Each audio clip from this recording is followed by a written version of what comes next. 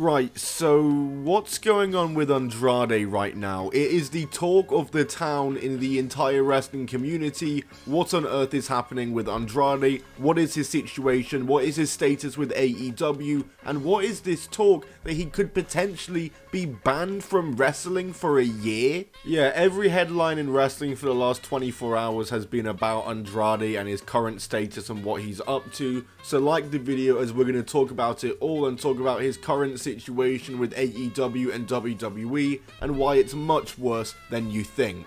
But yeah, Andrade made history recently when he re-debuted for AEW just a few weeks ago, becoming the first wrestler to go from WWE to AEW, back to WWE, and then back to AEW again. And doing that in the space of 5 years, bearing in mind that AEW has only existed since 2019, and Andrade left WWE in 2021. That's a very impressive feat, I gotta say. Andrade's first WWE run was a bit of a mixed bag. It was a common case at that time in WWE of having a great run in NXT and then a pretty subpar main roster run. So Andrade signed for WWE, reporting to NXT and the Performance Center at the end of 2015, this following a career that started in 2003 where he wrestled in CMLL and New Japan. And after a successful feud with Johnny Gargano, he would challenge Drew McIntyre for the NXT Championship at TakeOver War Games, where he would win the belt and become the NXT Champion. And his subsequent title defense against Johnny Gargano at NXT TakeOver Philadelphia at the start of 2018 was a very highly acclaimed match, earning 5 stars from Big Dave Meltzer. And after losing the NXT belt to Aleister Black in April of that year, himself and Zelina Vega were called up to the SmackDown brands, and this is where their WWE careers kind of started to dwindle a bit. His call-up year in 2018 was a bit of a slow one. However, in 2019 he would win the United States Championship, getting a bit of singles gold, and he'd have an awesome back and forth feud with Rey Mysterio over that belt, also in non-title action as well. They had some great matches. But that's genuinely all I can really think that he ever really did on his initial main roster run in WWE. It was that US title reign, which was more or less a bit of an average title reign, and those great matches with Rey Mysterio, and he did have that short-lived tag team with Angel Garza as well. However, by 2021, Andrade was frustrated with WWE and their booking and seemingly wanted out of the company, and after himself and Zelina Vega were broken up on TV,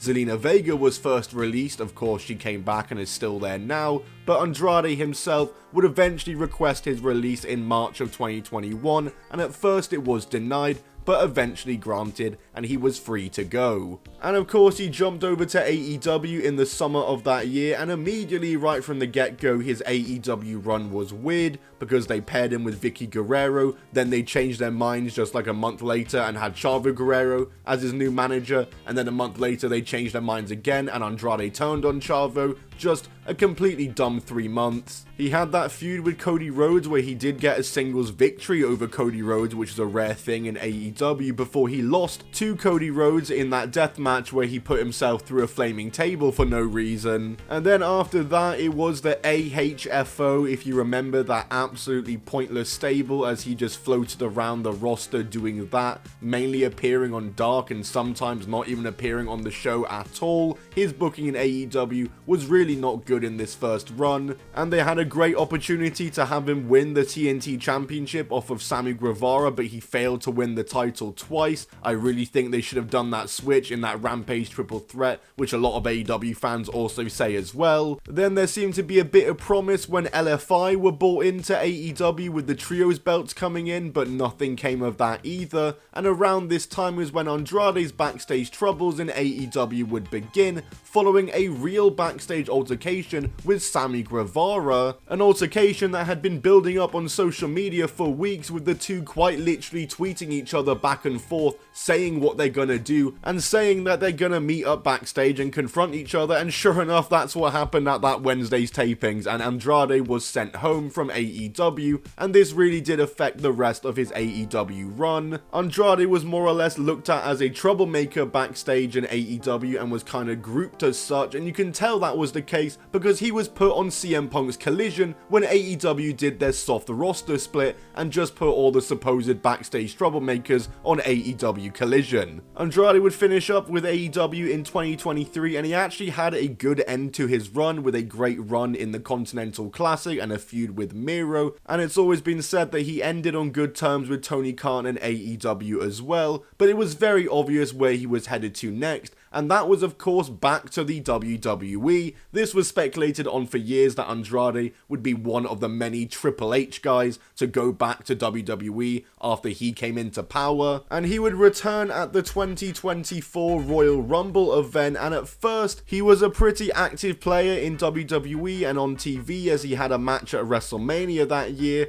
However, after that, he wasn't really doing all that much. Sure, he won the WWE Speed Championship, but that is quite literally the biggest thing he did on this return run in WWE again, just to put it into perspective. He was in some big matches, like the Men's Money in the Bank ladder match in 2024 and 2025. I think he should have won at least one of those, to be honest, and he had a really fun feud with Carmelo Hayes where he had a best of 7, but it ended up meaning nothing for either guys. And then there was a short-lived tag team with himself and Rey Fenix, and they challenged for the tag belts, but then Andrade would suddenly just disappear from WWE, and sure enough, it was found out that he had actually departed the WWE on September the 13th. And the situation regarding his WWE departure here is also quite a puzzling one too, and has many different sides to the story, as it's said that Andrade had been unreachable for weeks leading up to his release, and also had multiple wellness policy violations over the last year, which was very interesting because looking back at Andrade's calendar in WWE,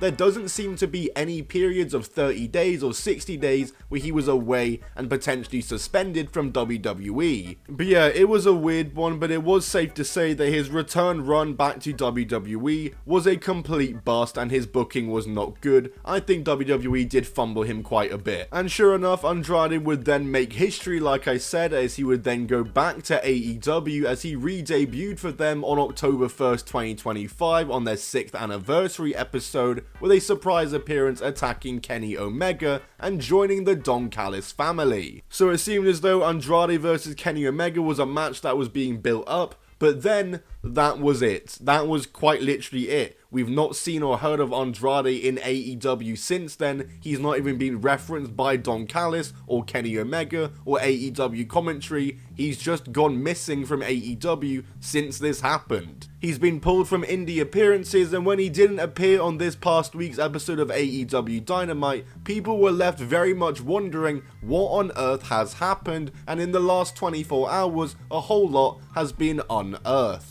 As following the episode of Dynamite this week, a report came out from Wrestling Observer saying that WWE reportedly issued a letter to AEW after Andrade broke a 90-day non-compete clause. I don't know what's going on with Andrade, but I was told he's not hurt. He didn't get himself fired. Apparently something is up involving with WWE, his non-compete. I was given the impression it could be something that could be resolved quickly, or it could be something that might not be resolved for a while. But it's something related to the non-compete. That is what I've been hearing, was WWE sent a letter and they, AEW, obviously didn't know. AEW obviously believed that there was no non-compete. There were people who talked to people in WWE who also believed there was no non-compete, but WWE apparently, that's the story that they said, he can't do them for 90 days. A classic Dave Meltzer ramble, but yeah, the word going on was that Andrade was released from WWE with a non-compete clause, which wasn't originally thought, and he's debuted and appeared for AEW with this non-compete, which wouldn't be allowed, and he shouldn't be able to appear on other shows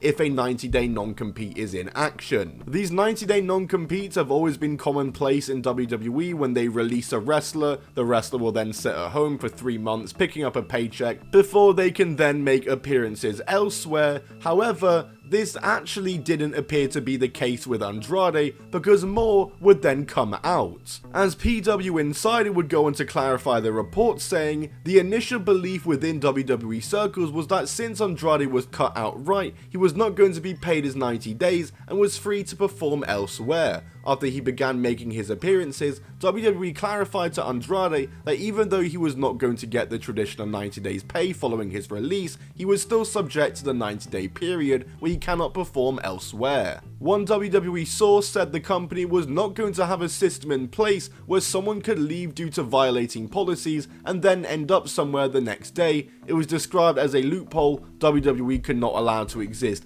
But that second paragraph is quite the interesting thing. What do you mean he's not going to get the traditional 90 days pay and he just has to sit at home not getting paid and isn't allowed to appear anywhere else? You're restricting him from working? 3 months without getting paid and without being able to work is a bit ridiculous from WWE's end and a bit petty just because Andrade was released, but it gets so much worse. As PW Insider would go on to further report saying, the word making its way in Lucha circles today is that Andrade could be kept out of the ring for 1 year by WWE contractually due to breach of his WWE deal when he was terminated. That would be subject to whether that stipulation of his deal could be challenged successfully from a legal perspective. That's right, Andrade could be banned from wrestling for 1 entire year. Now, with the wording of this report, I'm not sure if it's saying that the 1 year no compete was put in place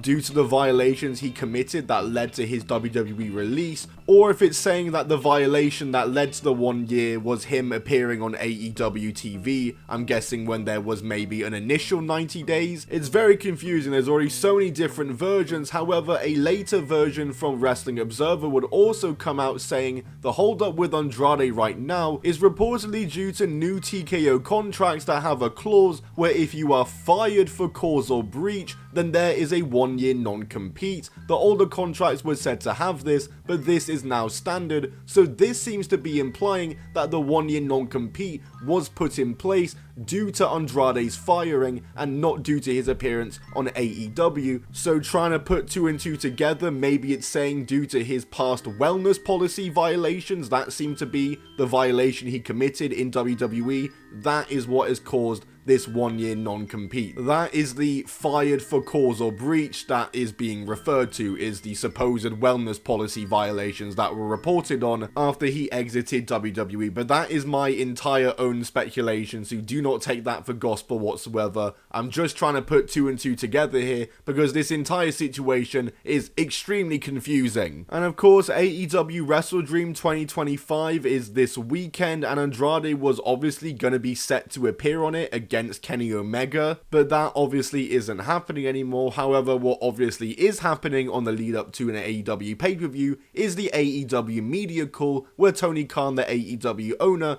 answers questions about the upcoming pay-per-view and current ongoing events in AEW. And of course, the Andrade news and the Andrade story is the biggest thing of the last 24 hours, so of course it was the very first thing he was asked about. And as it says here, Tony Khan, when he was asked about the situation pertaining to Andrade, Tony said he has a ton of respect for Andrade. He left AEW in 2023 on a high note and is excited for what is next for him. That's where he wanted to leave it. And according to this Sean Ross Sapp tweet, it also says that when he was asked about Andrade's contract mess, Tony Khan says he won't elaborate and says he is saying about all he can say and he's excited to see what's next for Andrade. So yeah, something is definitely going on in terms of legal wise if Tony Khan can't say anything publicly about it. There is definitely something going on with Andrade and not being able to work AEW. But yeah, if he is being blocked from working for over a year, I think that is just extremely petty from WWE. I said it about AEW when they kept Rey Fenix and Ricky Starks, and now even Danhausen they've got on this extra injury time stuff. I don't like that, and I especially don't like this. 1 year, potentially without being paid as well, is just crazy. And that's regardless if he committed wellness violations or not. If that happened, then WWE is obviously well within their right to cut him or release him or whatever, but keeping him from working and without pay for a year is just wrong. It's not the right thing to do, and it's just petty. I'm not going to try speak on contract law or anything like that, or any legalities or how a potential legal battle could go, but if it is to go down, then I hope Andrade is able to get everything sorted and is able to get to work, and this kind of contract isn't able to go further anymore, because that is insane. But yeah, all I can say is I hope this all gets resolved and Andrade is able to work ASAP and isn't kept away from wrestling for a year. 1 year is just, I can't stress enough how mad it is. So yeah, safe to say Andrade's AEW return, despite the fact he's not even worked a match yet, is already providing more entertainment and drama than his return run back to WWE. Yeah, Andrade is easily one of the most entertaining wrestlers of all time, and a big portion of that isn't due to his in-ring work or what he does on screen. It's just his behind-the-scenes antics. There's always something going on with Andrade. Luckily for AEW, Andrade's group, the Don Callis family, has no shortage of members. I mean, in fact, they have 726, including me and you. But yeah, that up until now is the entire story of Andrade's 4 runs that he has had in WWE, AEW, WWE, and now back to AEW. That is a full, solid timeline of everything that's happened in his career so far, and I can only hope that this isn't the last time that we see Andrade for a year. But that is all I really have to say about this entire Andrade situation. I hope he comes back soon. I hope it's not a year. I hope it's not even 3 months, to be honest. Let me know in the comments down below what you think of this Andrade AEW no compete WWE situation, this entire drama and controversy that's unfolding. Let me know down below, and smash a like on this video if you did enjoy it. Subscribe with notifications on so you never miss a video on the channel. I'll see you all on the next one. Goodbye, and keep on rolling.